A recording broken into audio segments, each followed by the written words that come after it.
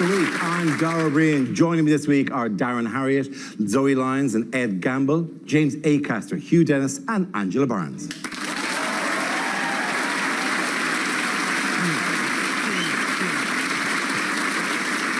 We start with a round called Picture of the Week. I show the panel a topical image and ask them to tell me what's happening. So, what's going on here? Is it a card signed by everyone in North Korea? He's presumably, Donald is thinking that he's really delighted he's got a card, but given his political background, he's thinking, I really hope that's not from Clinton's. It's also nice he's turned it around so you only see the back of the envelope, because otherwise we'd find out what the address of the White House is. That would be a massive security risk. Is it even an envelope, or is this Donald Trump getting his Klan hood back from the dry cleaner? Oh, what? So he's not a racist now?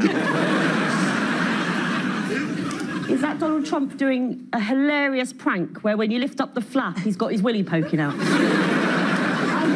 Has he intercepted Melania's plea for help? Is Trump thinking, thanks for the envelope, but I also ordered fried rice? Is this... Oh, what? I know. Is this what it looks like when someone over 70 receives an email? It looks like he's making the envelope talk. Looks like he's holding it and just doing a little mime and being like, don't bum us, Donnie's a nice guy, really. But he would do it in like a really awful North Korean fake accent, wouldn't he? Surely. Yeah. But don't set me up for that.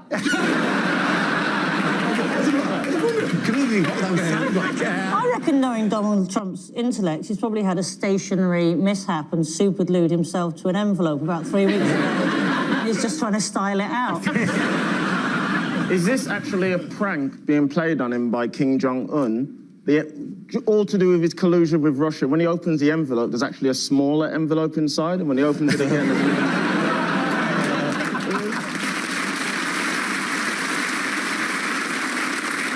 Does anyone know what the correct answer is? Yes. This is the two leads in the 2018 remake of You Got Mail.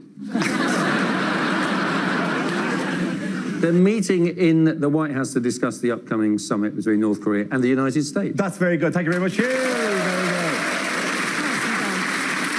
This is a picture of Donald Trump and North Korean official Kim Yong-chol in the Oval Office, taken by official White House photographer Sheeta Craighead. Trump was receiving a letter from North Korean leader Kim Jong-un, thought to be about their nuclear weapons summit in Singapore next week. Singapore? Yeah. Singapore. And apparently Singapore are going to cover the costs for North Korea, which is very nice of them. They're going to put him up in the presidential suite. Yes. I'm livid about that. He's not a president, Dara. He's a third supreme leader. He should be put up in a... Supreme leader. Third Premier in.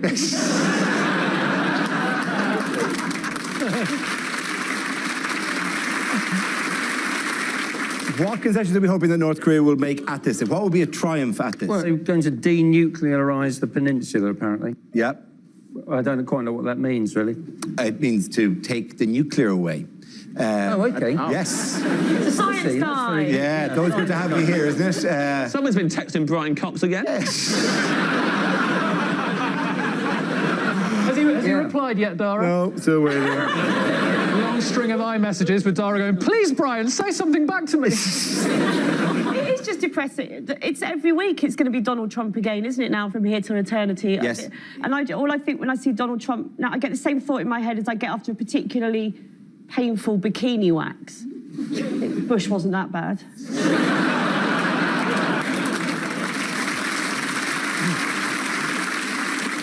The whole big envelope thing is really, that's going to be the start of the end of the world. Like, he's got a big envelope, Trump will have to send back an even bigger envelope to Kim. And then he'll send back another big, until there's just one massive envelope that blocks out the sun, and that's the end of the world. Somebody's got to go Jiffy at some point. They'll take it up a level. You've got to bump it up with a Jiffy, haven't you? I'm going Jiffy. I wish that Jiffy wasn't also a condom brand, the way you just said. It's a condom with bubble wrap. For her pleasure. It's just something to do, Dara. It'll be very difficult to pop. What are you doing? Are you not enjoying this? I know, I'm not bored or anything. Pop. Killing time. Stop doing that. This is an act of intimate love. I know. I love you. Pop. Sometimes I don't like being in this seat. You're like that window of my lovemaking. It's you know? right next to you, pretending to pop a bubble wrap with your vagina. Is that why people say, I'll be with you in a jiffy?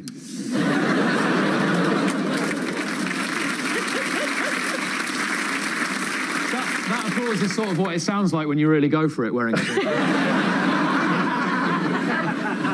What changes is Trump making to his lifestyle, actually? He's on a diet. He's apparently on a diet, yes. Yeah, he said he wants to lose a stone. The only way Trump's going to lose a stone is if he kills Mick Jagger. Trump's already lost 6 stone. His wife.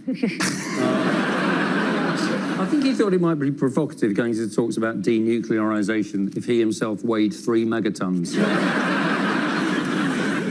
I'm quite happy that Trump is the size he is, because at least, you know, as a woman, you can see him coming, you know. Worse than a fat Trump is a stealth Trump. You don't want that.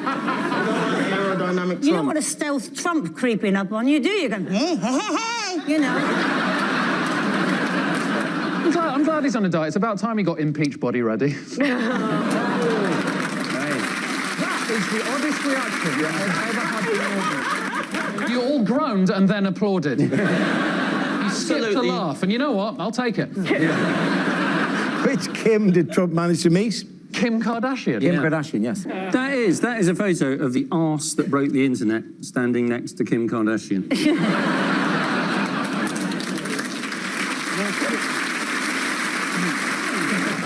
Good on her. Everyone having a go at her. Yeah, Being all like, "Oh, you just take selfies of your own butt all the time. You can't go in there and talk to the president." And but then she's probably, you know, like, those things aren't mutually exclusive. Just because you can take a photo of your own butt and have interest in prison reform. It's not pick a team, is it? Do what you want. You sound like do both of those. You like science, and stars and the galaxy, and taking photos of his arse. I'm taking photos of my butt. Yeah, I do. My Instagram account is locked. I'll say that. But oh, and what I wouldn't give to find that key.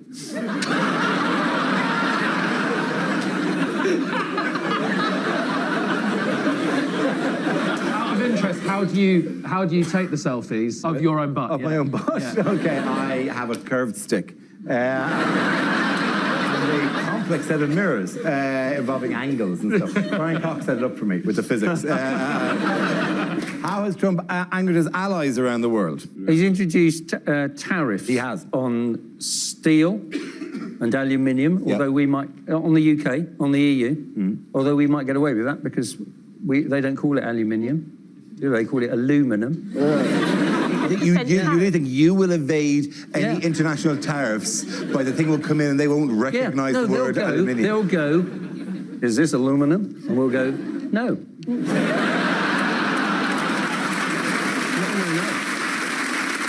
The EU put tariffs on snuff, which is really going to annoy any 19th century aristocrats. I love snuff.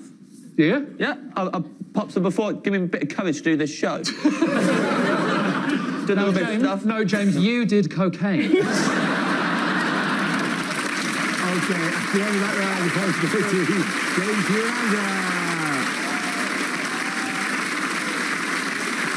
Now we play a round called Kim Jong Fun. This game involves Darren and Angela. So if you could make your way to the performance area, please. This round's a stand-up challenge. I launch the wheel of news, and wherever it chooses to stop, one of our performers will step forward and talk about that subject. Okay, here we go. Let's spin the wheel.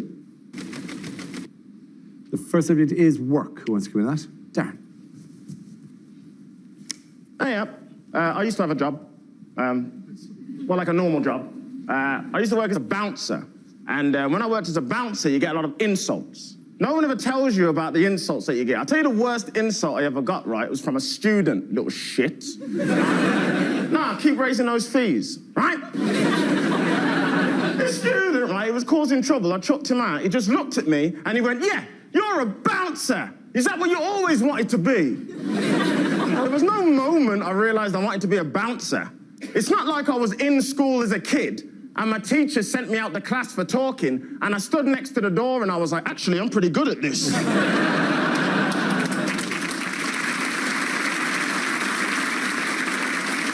I never worked nice places, right? I worked this one place in South London, really rough, right?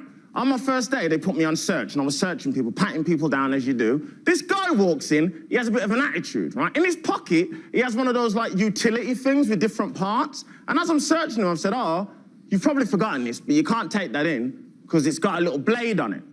And he looked at me and he went, yeah, but it's also got a comb and a nail file. Like, yeah, but I'm not scared you're gonna go in and open a salon, right? That's not the worry here, mate. And he goes, all right, what about this? And he reaches down, and I swear to God, he pulls out a 9-inch blade. Like, the blade was so big, I could see my own terrified reflection. I'm dealing with this guy for about an hour outside the club. He gets so angry. He said probably the scariest but most beautifulest thing I've ever heard anybody say ever. With complete anger on his face, looking at me, he just goes, I gave you the knife because I want to dance. Thank you, Dan. That leaves us with Angela. Let's see what your topic is. Let's spin the wheel. And it's relationships. Hello. I am in a relationship, ladies and gentlemen. I've been with my fella for 4 years, which is frankly a miracle, because I was single for a really long time before I met, like an embarrassingly long time. You know, I thought it was terminal. Because some people find it very easy to get into relationships. They bounce from one to the next, no bother at all. I didn't find it that easy. Did you know even Oscar Pistorius managed to get himself a girlfriend when he was under house arrest? That's not fair, is it? She must have been shitting herself. Largely because it was safer than using the bathroom.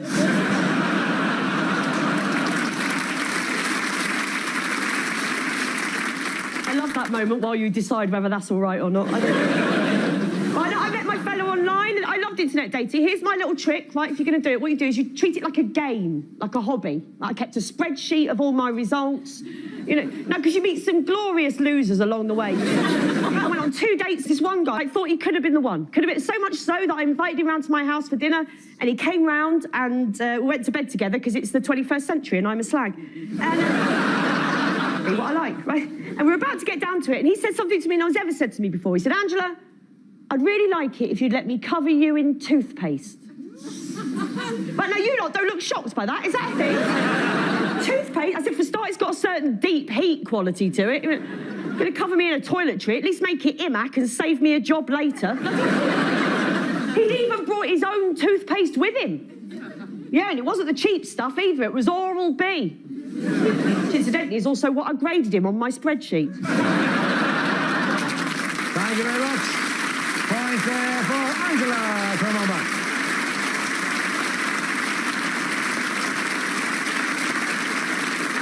Our next round is called If This Is the Answer, What Is the Question? On the board are 6 categories. Darren, which category would you like? I'll take home news. Delightful. The category is home news. The answer is mild, severe, and Armageddon. What is the question? Is it, what were the speed settings on Ant McPartland's car?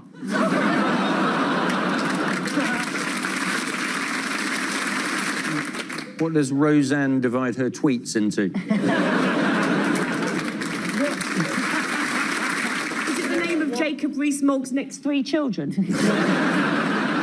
Is it the nicknames of the North Korean Spice Girls? Is it how would I name the 3 stages of food poisoning I had on a recent trip to Egypt? Is it, what are the 3 levels of STDs that'll be contracted on this year's Love Island?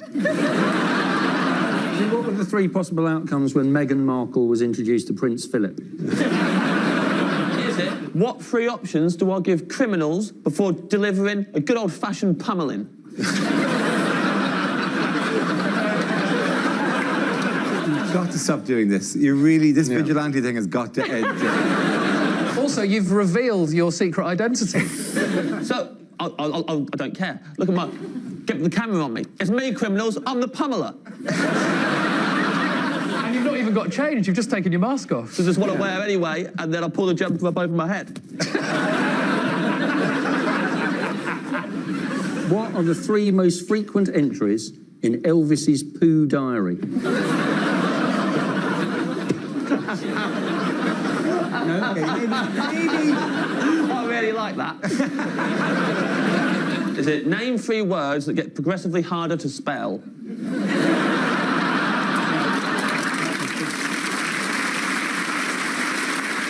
What are the disappointment levels for England's upcoming World Cup games? You know what it actually is? What are the 3 possible outcomes of Britain leaving Europe without a deal, with no deal? Yes, absolutely. Thank you very much, Hugh. Very good. Specifically, the question is looking for is what possible scenarios have been drawn up in the event of a no-deal Brexit, according to a leaked civil service report. The report claimed that supplies of medicine, food and fuel could be at risk within just a few weeks if Britain walked away from the EU without a deal. Where would be worst affected? Cornwall and Scotland. Cornwall and Scotland were specifically mentioned. It seemed really harsh to pick on Cornwall, but yes, Cornwall and Scotland are the ones where stuff will run out first. Is that it? Yeah. I mean, there may be more to it that, like, but the I mean- idea is that in a week's time, Scottish people will be walking around supermarkets going, there's no food, and people going, you can try the vegetables. I know. There's no food. Mild, severe and Armageddon is just going to worry people, and people don't understand that. You need to put it in a way that British people understand it. Do all the Brexit outcomes with numbers of chilies next to them. That is the code we get, yeah. Then people will actually be happier with the worse option because you put 3 chili. Yeah, give me a 3 chili Brexit, mate. I'm not a pussy. Because this is a civil servants have done this before, haven't they? And of course, the Brexiteers are really. Yes, of course. They don't want to hear it. They don't want to hear the negative. It's like giving a teenage boy a leaflet on masturbation. You know, they don't want to hear it. They're just going to use it as a tissue. Depends if it's instructions. She's got a horrible image of you at 14 going. Okay, step 2. And that is why it's called the pummeler.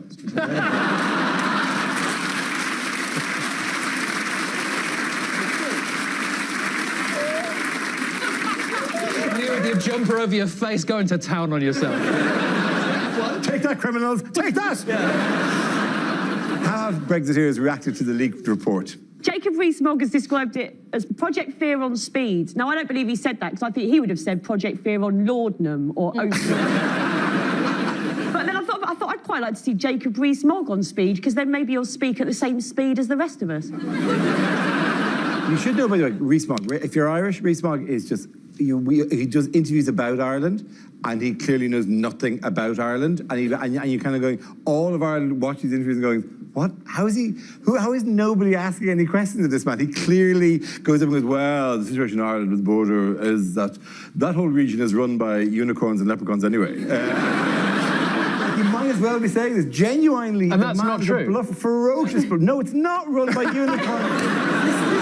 I know that, Dara. I know the unicorns and leprechauns run separate counties. Well, there's an example that's more far-fetched, and don't do one that we know is kind of basically true. You've just tweaked it a little bit. This is the thing, we genuinely, at all levels of our society, we're going, what is he talking about, and why is nobody? Because if you're a doctor, right, this genuinely is like watching, as an Irish person, watching discussions about Ireland in the British media at the moment. It's like if you're a doctor who gets angry watching aromatherapist on This Morning and going, why are you letting them away with saying this? He is the Dr. Gillian McKeith of international politics. If you're a scientist watching a comedian on a science program. Well,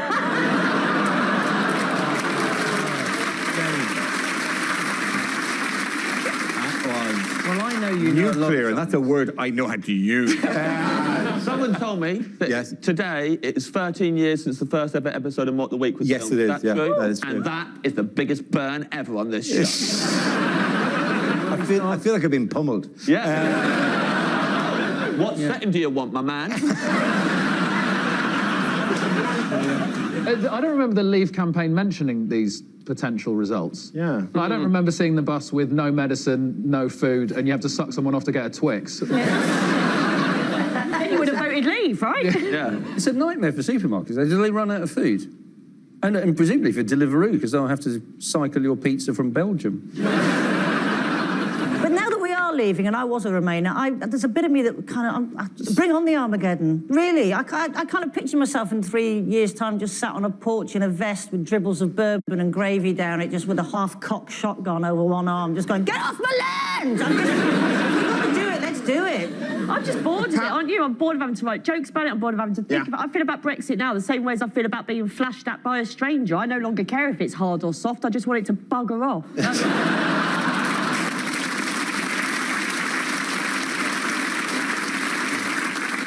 Sounds like someone's met the pummeler. In other news, who shot themselves in the foot this week? FBI agent. An FBI agent, yes? Yes. How did he do such a thing? He did a backflip while he was dancing. His gun fell out and he just shot someone. Yes. Yes. He was at a nightclub and he decided to show his dancing off. And then we've got the video of it here. This is an FBI agent who happens to be out dancing. Somebody posted it here. And the dancing is quite, it's very naff dancing. But then he does a flip. You have to watch for the gun, which pops out from the back of his trousers, falls out. He goes to pick it. That's the gun going off. And then the best bit, he puts it back in the arse of his trousers and walks off going, my bad, my bad. Doesn't walk towards the person he shot, just exits stage left. It didn't go off when it hit the ground. It was on the ground. He reached down to pick it up, and that was enough for it to go off. Because that's the first thing they teach you at the FBI. You pick your gun up by the trigger. Grab it by the trigger. Squeeze to grab it, get close together. I'll be honest with you, Dara. There's been plenty of times when I've watched white people dance and thought, someone please shoot me.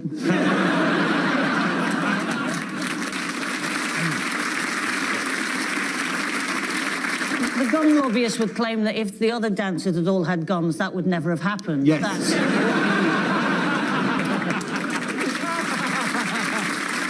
the end of that round, the points go to Darren, Dorian,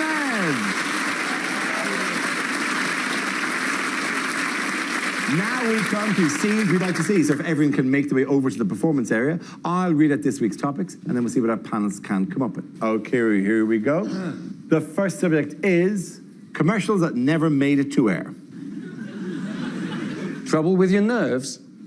Don't move to Salisbury.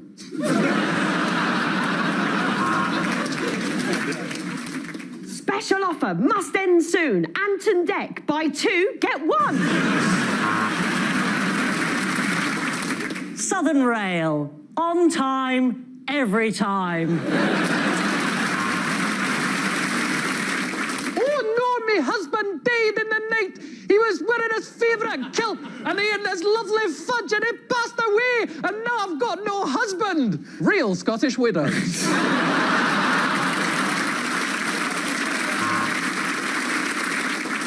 Toast, because you're not allowed to pour melted butter directly into your mouth. Toblerone, for those friends you remember right at the last second.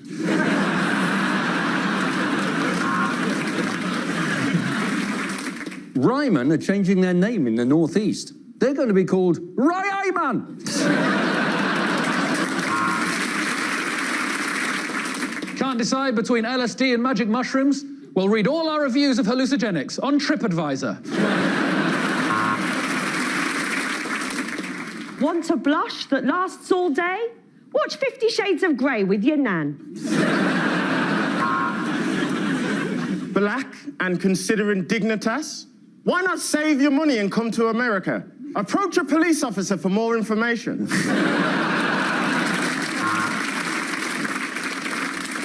Ever wanted to eat a novelty-sized pencil eraser? Try halloumi. And now the homemade pizza that's so easy, anyone can do it. Pizza piss.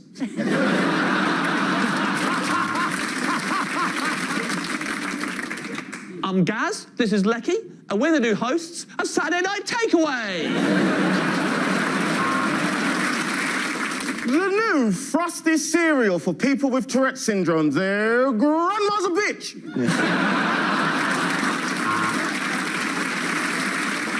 We're not just making people redundant, we're making M&S people redundant.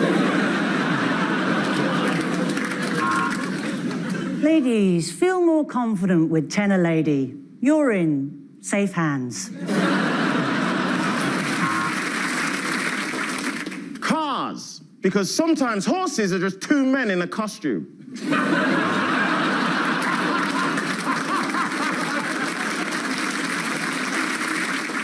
Heavy periods, wombs, other women's things.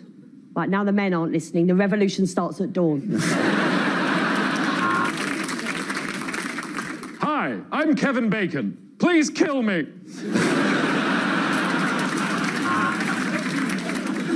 Next week at Asda, we're arresting ourselves for sexual assault. Okay, next topic is things you wouldn't hear in a medical exam. So we have successfully removed all of the excessive, unsightly, fatty matter, but I'm afraid all that's left is the wig, Mrs. Trump. Right, I'm just going to remove my finger from your bottom. Thank you, nurse. Now, would you show the patient it?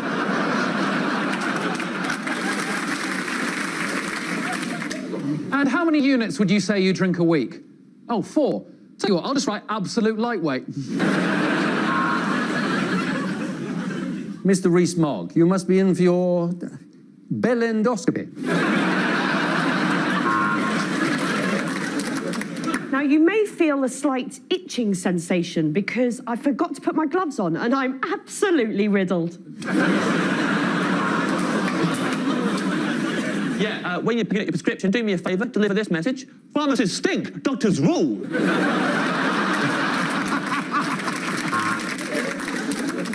Well, I've done your rectal exam and your tonsil exam, and I have very bad news. I didn't wash my hands in between.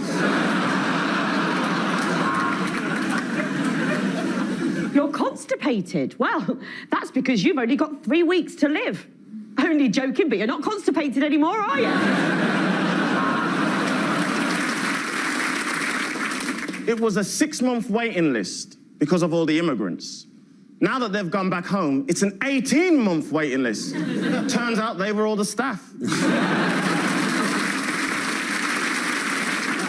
Okay, so the deal is, I don't tell your husband it's not his baby, and you don't tell anyone that when you came in here, I was using my stethoscope to listen to my own butt.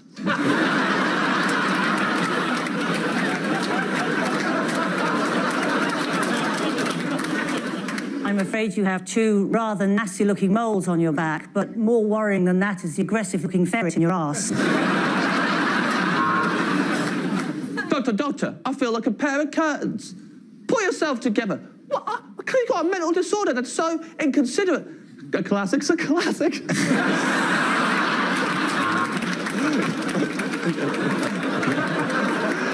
Brilliant for it's the stupidest one so far.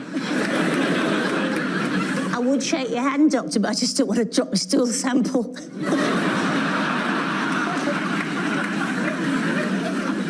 Well, we've x-rayed you, madam, and I don't quite know how to say this. You've swallowed a whole baby.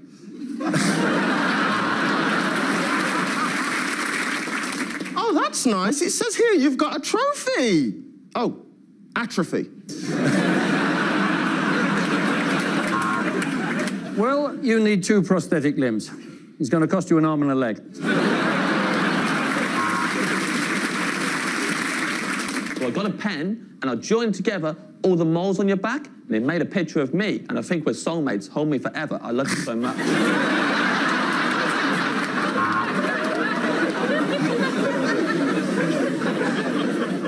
Yes. Yes, that is an enormous penis. And much bigger than yours. At the end of that round, points for the James, Hugh and Angela.